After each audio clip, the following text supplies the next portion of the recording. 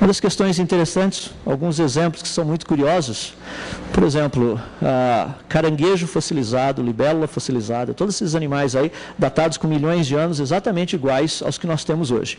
Esse caranguejo é fascinante, foi datado com 108 milhões de anos e o dito cujo rapaz não aprendeu a andar para frente em 108 milhões de anos ainda. Então dá para ter uma noção de como funciona a coisa. Como já mencionei que o processo de fossilização é rápido, aqui você tem um ictiossauro, inclusive com um embrião dentro dele. Tá? Então, processo rápido. Daí a pergunta que nós fazemos é, esses fósseis e as camadas estão interligadas? Porque as camadas nós encontramos, é uma evidência. Seriam essas camadas produtos de eras geológicas de milhões de anos? Vários estudos mostram que a questão é altamente questionável, porque nós temos visto, por questões empíricas, a formação do mesmo tipo de camada em questão de poucas horas. Então, é importante avaliarmos isso.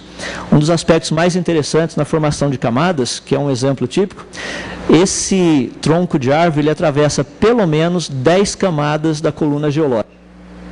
O tempo associado a essas camadas de aproximadamente 7 milhões de anos geológicos. Já imaginou que fascinante?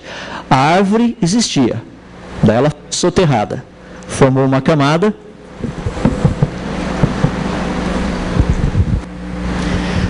formou-se uma camada, ou seja, a raiz dessa árvore agora estava numa rocha e ela não morreu.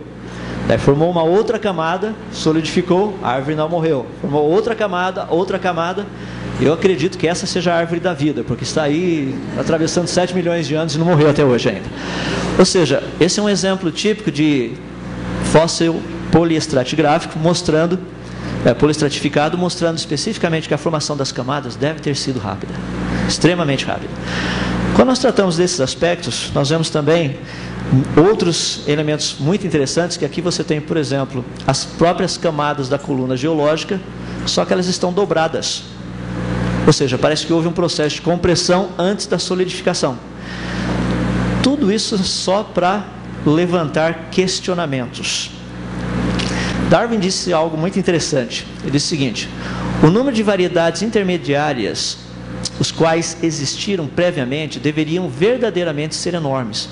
Por que então as formações geológicas e cada um dos estratos não estão repletos desses tais elos intermediários? A geologia, sem dúvida, não revela tal cadeia orgânica finamente graduada. Isto, portanto, é a objeção mais óbvia e séria que pode ser levantada contra a teoria da evolução, no caso. Darwin entendeu esse aspecto. E por que nós não encontramos essa quantidade absurda de coisas? O que nós encontramos é complexidade desde o início. Por exemplo, o olho da trilobita. Um olhinho de trilobita possui mais de 15 mil lentes. É um olho fascinante para aqueles que gostam de estudar, principalmente o pessoal que tem interesse na parte de ótica, que você tem dois sistemas muito interessantes, lentes de Descartes e as lentes de Huygens, trabalhando especialmente no caso da trilobita. O fascinante a respeito disso é que, segundo a teoria da evolução, essas formas de vida teriam vivido há mais ou menos 500 milhões de anos atrás.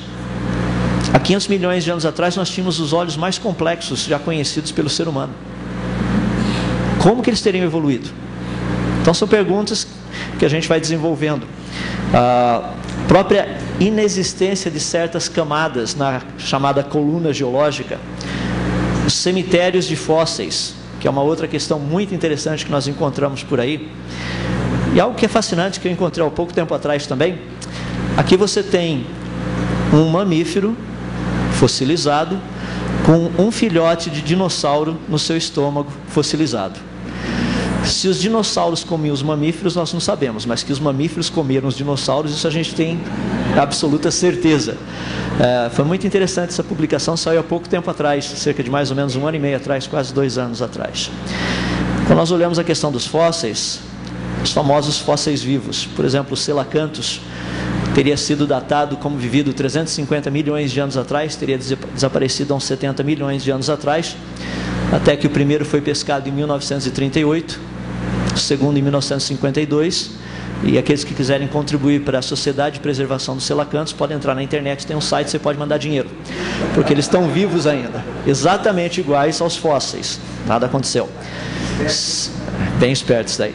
seria exceção? Será que 350 milhões de anos nada teria acontecido?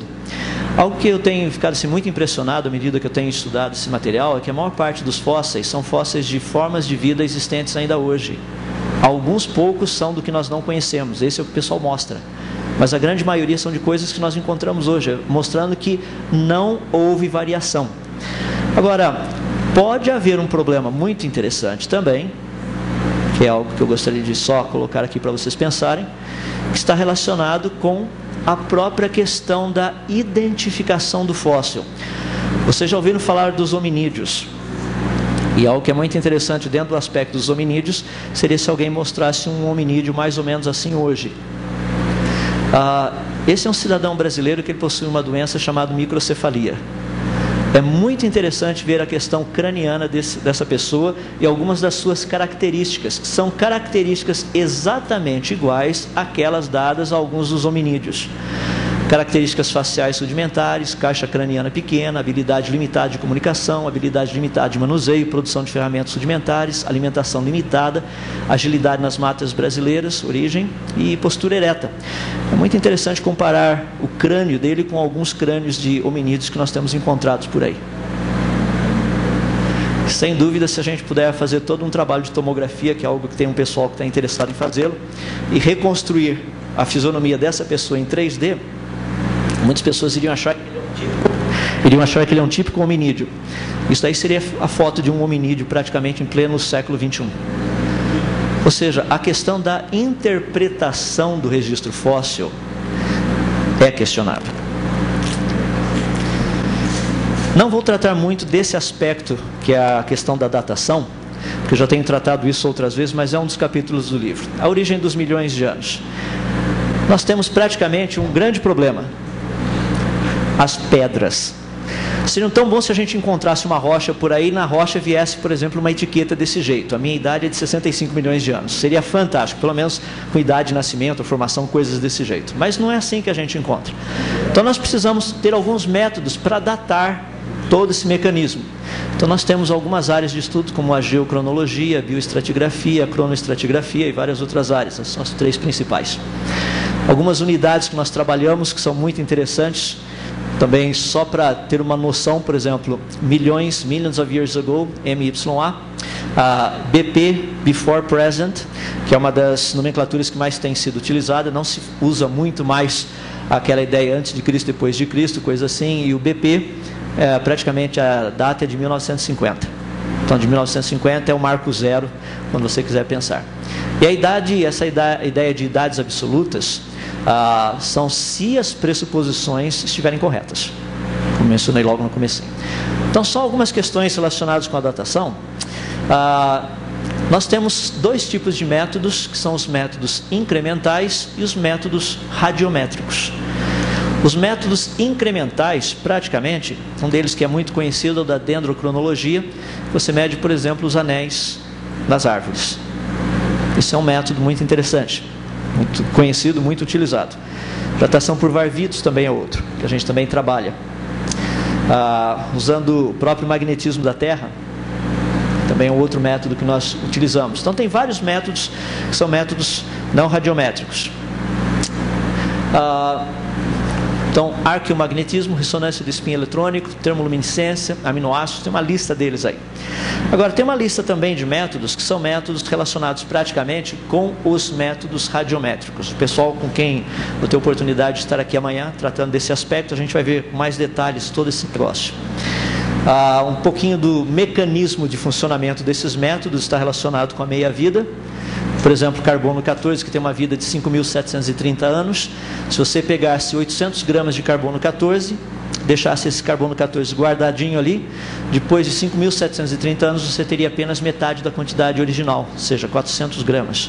Deixando mais 5.730 anos, você teria a outra metade, mais 200 gramas agora. E assim por diante. À medida que 5.730 anos passam, você teria metade da quantidade original. Isso é o tempo para você diminuir pela metade. Ou seja, carbono 14 é um método muito interessante. Eu trato especificamente dele porque é um método que nos ajuda a entender muito a datação. Aí você tem alguns dos tipos de carbono, mas deixe-me dar apenas um exemplo do carbono 14. Na nossa atmosfera, isso eu trato do livro, então só por questão do tempo eu vou simplificar a coisa. Na nossa atmosfera, para cada 1 trilhão de átomos, 1 é carbono 14. A meia-vida do carbono 14 é muito pequena, 5.730 anos. O que isso significa? Quando nós pegamos equipamento que mede proporção de C12 e C14, como os espectrômetros de aceleração de massa, você pega esse material e ele tem condição de detectar pequenas quantidades de carbono. Tem um limite. O limite mínimo que é possível ser detectado, ele equivale a mais ou menos 0,055 PMCs, percentual moderno de carbono. 0,055 PMCs equivale a mais ou menos 60, 61 mil anos radiocarbônicos. O que significa isso? Suponhamos que isso aqui seja um fóssil.